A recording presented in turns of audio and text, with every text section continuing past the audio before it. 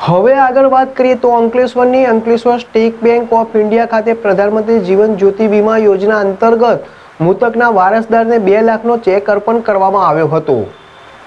ભારત સરકારની દેશના નાગરિકો માટેની સૌથી સસ્તી વીમા યોજના એટલે પ્રધાનમંત્રી જીવન જ્યોતિ વીમા યોજના છે। આ યોજનામાં વીમો લેવા માટે તમારે સ્ટેટ બેંકમાં ખાતું હોય તો ત્રિમાસિક અથવા વાર્ષિક પ્રીમિયમ ભરવાનું હોય છે। એકવાર વીમાની યોજના ચાલુ થાય પછી દર વર્ષે ખાતામાંથી વીમાનું પ્રીમિયમ ઓટોમેટિક ભરાઈ જાય છે।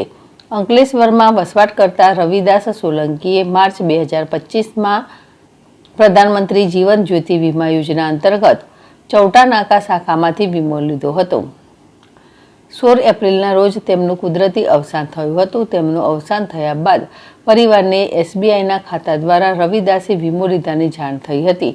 તેઓએ એસબીઆઈની શાખામાં જઈને આ અંગે મેનેજરને જાણ કરી હતી।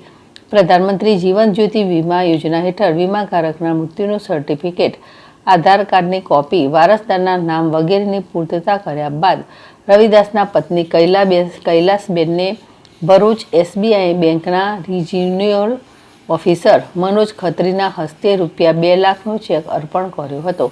પ્રધાનમંત્રી જીવન જ્યોતિ વીમો આજે રવિદાસભાઈનું અવસાન થતાં પરિવાર માટે આશીર્વાદરૂપ સાબિત થયું છે।